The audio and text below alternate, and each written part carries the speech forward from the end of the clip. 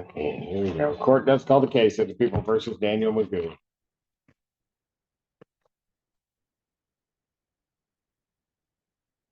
Good morning. Welcome back to the courtroom. In this clip, we have a defendant, Daniel Magoo, who is about to take on the entire judicial system by himself. He's facing a stack of serious charges, including a felony OWI, but he's refusing a lawyer and arguing the court has no authority over him. This is a classic sovereign citizen strategy, and let me tell you, it never goes well. We're about to see a judge's patience tested to its absolute limit as this defendant tries to debate the Constitution mid-arraignment. Will his unconventional tactics work, or will he talk his way into an even bigger problem? The tension is already through the roof. Your Honor, Ashley Lottie for the People.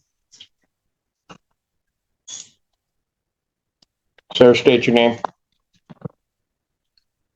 I'm here on a special appearance, Your Honor. Magoo is Easy Elastical Trust, registered in Jackson County, on case number 2522246. Okay, is your name Daniel Magoo? Your Honor, that is the name you seek, and it is copyrighted and trademarked.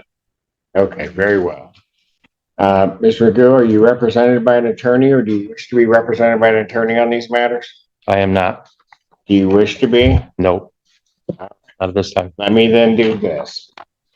You have two cases before this court, one being the case ending, let me get the full case number 25F40523.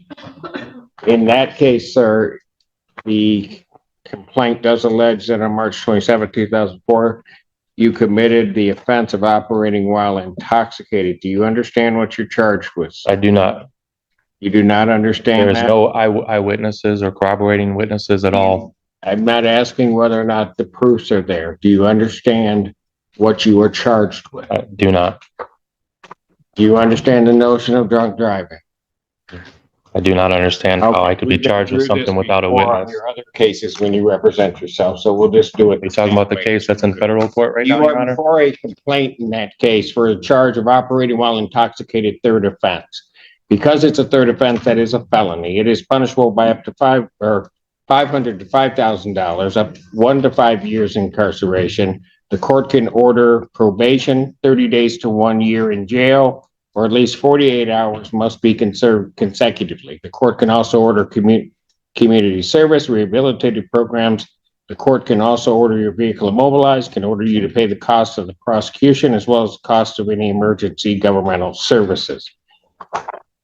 As I am here and as a trust, Your Honor, I am here in exclusive equity. Exclusive equity. You count 2 on that complaint is the charge of operating while license suspended, denied, and or revoked. That is a misdemeanor punishable by up to 93 days in jail, $500 fine plus court costs, and your vehicle could be subject to immobilization. My license is Count canceled, 3. not suspended or revoked. Count It is canceled 3 through the state on of that Michigan. complaint Canceled. is the charge of escape from lawful custody. That is a misdemeanor punishable by up to 1 year, a $1,000 fine. I was never arrested or read any Miranda rights accordingly. Given that the defendant is talking in English, that he understands English, understands the nature of those charges and what he's charged against. So malicious prosecution by Washtenaw County prosecutor as usual. Sir, there is great peril in representing yourself. You will be held to the same standards as anybody apply or for. This is a matter under the Eastern District of Michigan Federal Court. Case number 2511226. We're not represented by counsel. I would further indicate, sir, that at any point during these proceedings, if you wish to be represented by counsel, you can make that request to the court and counsel will be appointed to represent you. Because of the defendant's conduct in the past in not acknowledging the court and what the court is saying, the court does make the presumption that he does speak English. He understands that. I would further state on the record that Mr. Magoo has been through this process before. He does understand that if he does wish to be represented by counsel, the court would give him counsel or would have counsel appointed to represent him in this matter. In the case 25F30979, in that case, sir, you are before a complaint that alleges that on or about July 3rd of 2025, count one is fleeing and eluding fourth degree. Added on by the Police prosecutor's officer. office after the Sir, fact. that is a felony, punishable by Malicious up to 2 years prosecution. incarceration and a $2,000 fine plus court costs, mandatory suspension by the Secretary of State. My Secretary of two State, anything is is canceled. I have no contracts with the state of Vehicle, Michigan. that is a misdemeanor. This Charge is a matter of trust, Your Honor. This is a matter of trust. punished I am protected by up to under a 90 trust. days in jail, a $100 fine plus court costs. Count three on that complaint alleges operating a motor vehicle without security. That is a misdemeanor, not punishable by not more than 1 year incarceration and not less than $200 nor $500 fine plus court costs. Count four is operating while licensed, suspended, denied, and or revoked. That is a misdemeanor. All of my registrations are through the federal government. I have federal government $5 registration. plus I do court not have costs. contracts with the Vehicle could state. be subject to mobilization. Count five on that complaint alleges refusal to obey refusal to I have an international driver's police permit. officer. That is a misdemeanor, punishable by up to 90 days, $100 fine plus court costs. I would indicate to the defendant the same admonishments regarding the perils in representing oneself that I stated in the other case also apply to this case. Were you served your And that notice if and the summons yet, Your Honor? wishes to have counsel appointed, the court would consider or would appoint counsel to represent him in this matter, and he apparently wishes to proceed. Were you served your notice Having and summons notice for federal of court? the charges, sir, do you wish to still proceed without an attorney? I just want to know, where do you get Do your you powers? wish Are to you an Article proceed? 3 judge or an Article 6 judge? Where are Do your you vested wish to powers? Can you proceed answer without that? an attorney? You can't even answer look me it what your up. powers are. You can look it up. No, you guys disconnected my access to any kind of law library or anything. You are an Article 6 judge under the Michigan Constitution. You have no authority to deprive me of my We'll rights. see how much authority I have. I will assume that you wish This is to a matter proceed of without trust. counsel. I will assume you wish to proceed without counsel and that you will wish to continue to proceed. Practicing law from the until you bench. inform the court otherwise. Ms. Londe. Thank you, Your Honor. Is the court completed the arraignment for the record at this time? Well, he had been arraigned. I was just admonishing him of the perils of representing himself and that it requires in part that I let him know what he is charged with. And I've read them kind of in fully, more so than I would have because he refuses to acknowledge those. So I am satisfied that he now knows all of the charges that are against him. Thank you, Your Honor. The people would like to be heard on bond when appropriate. All right. What do we want to set this for? Do you wish to have a preliminary examination, sir? This is a matter of a federal matter now, Your Honor, under case number 2511226, under the Eastern District of Michigan, under the Honorable Mark A. Goldsmith and Magistrate Judge David R. Grand. There is no proceeding here, Your Honor. There is no proceeding. Oh, there's a proceeding. Well, malicious prosecution is what the proceeding is. Okay, very good. Do you wish to have a preliminary examination? There's no proceeding, Your Honor. This is a matter that should be stayed and What is dismissed. people's position on whether or not we should set this for a preliminary examination or adjourn the probable cause? Your Honor, I don't know if the defendant has received all discovery in this matter as he is representing himself, so I would request a probable cause date, potentially. Because you've got to send it. Yeah, and who restricted my phone Probable cause calls? Conference. You know what? You're going to have to stop interrupting. I will give you an opportunity. You've been before me before. I will give you an opportunity to say whatever you want to say, but I'm not going to have you interrupt me and I'm not going to have you interrupt the people when they're talking. As long as you were saying. Thank you, Your Honor. There's video evidence in addition to the paper discovery. I've got to make arrangements with Lieutenant Arnett. And here is the moment the prosecution drops the hammer, completely flipping the script on this hearing. The prosecutor isn't just listing charges. She's meticulously building a pattern of behavior to show this defendant is a flight risk and a danger to the community. This is a masterclass in bond argument strategy. She reveals he has a third pending case for malicious use of telecommunications, a prior bench warrant for failing to appear for a jury trial, which is a huge sign of disrespect to the court, and the bizarre detail that he claimed to be a diplomat during a traffic stop. Legally, a judge can amend bond at any time based on new information, and this avalanche of evidence justifies a major increase. The request for a SCRAM and GPS tether is a direct response to the OWI charges, aiming to enforce sobriety and monitor his location. Do you think the judge will agree that $10,000 is too low, or is the defendant's strange defense strategy somehow working? Let me know in the comments. To work on that, so it may take just a bit longer.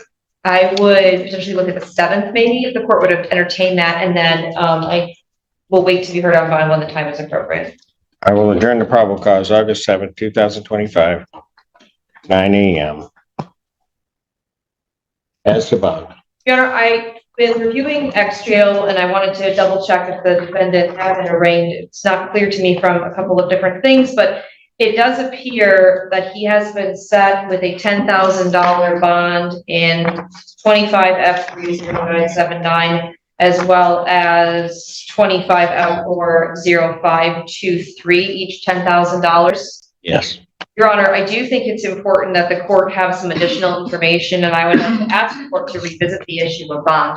First and foremost, I think it's important the court know that the facts alleged in the newest case, the 25F30979, it does include the fact that the Michigan State trooper who pulled the defendant over noted in his police report that the defendant had a license on his vehicle that indicated he was a diplomat and that he refused to identify himself. He refused for quite a bit of time. Additional units had to be brought to the scene from the sheriff's department in order to, for lack of a better term, deal with the situation. And ultimately, they were able to identify him as the defendant, Daniel Magoo.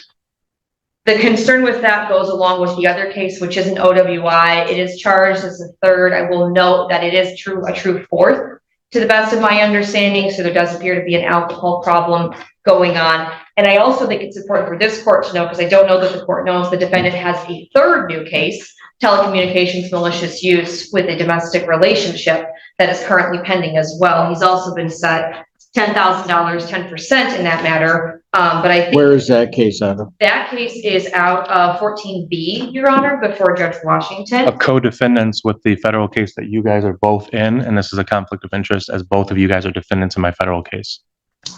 Go ahead. I also understand, Your Honor, that there is a municipal case out of Canton Township that was set for a jury trial in April of this year, where the defendant failed to appear. And there were jurors, there was a veneer that had been brought in. And I bring all of this up to say, Your Honor, that the people are concerned about the defendant's ability to remain law-abiding, because I'll also note for the record that at the time that the new resisting, obstructing, fleeing, eluding case and the telecommunications malicious use case came up, he was in bench warrant status before Judge Slay, is my understanding, for refusing to come after the case here had been bound over, refusing to appear in person. I say all of that to say this: I do think that $10,000 is too low, and I also am going to request a SCRAM tether, because this is an OWI fourth alleged, as well as a GPS tether, given his history of failure to appear and failure to comply with court regulations. Thank you, Your Honor. Is the bench warrant before Judge Slay still out? She has bond denied in her case now. His bond's been denied in that? Yes, that's correct, Your Honor. Got it. Anything you'd like to say? Anything to do with any contracts with the state of Michigan are void ab initio for a matter of law, as I have an canceled driver's license and I have an international driver's permit. And that also relates to the Canton case that they're trying to stick me for a driving unlicensed suspended citation, in which that I have an international driver's permit, making it also void. All of my matters, including the vehicle that I'm registered under, are registered to the federal government, not the state, under the Federal Motor Carrier Safety Administration. All of these charges are frivolous and a part of a long pattern of malicious prosecution by Ms. Londy, the Washtenaw County Prosecutor's Office, and quite frankly, you, Your Honor. Hearing argument regarding bond, the court does believe that it was an abuse of discretion, given the circumstances of this defendant, to set his bond at the $10,000 figure. after hearing argument, viewing the file, the court does believe that not only does the defendant pose a risk to the public, No I victims. do believe that the defendant is a risk of flight given those circumstances, and has indeed, or at least is charged in this case, refused to obey or fled and eluded. That was added on afterwards. The police officer did not report that at all. The court, given those circumstances, would in each case raise the defendant's bond, grant the people's motion. Defendant's bond in each matter is set in the amount of $50,000 cash here. Thank you. The tethers I requested, if he is able to post, Your Honor. I will. Thank you. Thank you. So what was the final ruling? The judge agreed entirely with the prosecution, finding that the original $10,000 bond was a clear abuse of discretion. After hearing the extensive history of failure to appear, new criminal charges while on release, and the defendant's confrontational behavior in court, the judge raised the bond to a massive $50,000 cash in each case. This means the defendant must produce the full $50,000 in cash to be released. No bonding companies allowed. The broader takeaway from this hearing is unequivocal. Sovereign citizen arguments hold zero legal weight and often backfire spectacularly. The court's authority is not up for debate, and demonstrating a pattern of disregarding that authority will lead to severe consequences, including being deemed a flight risk and a danger to the public.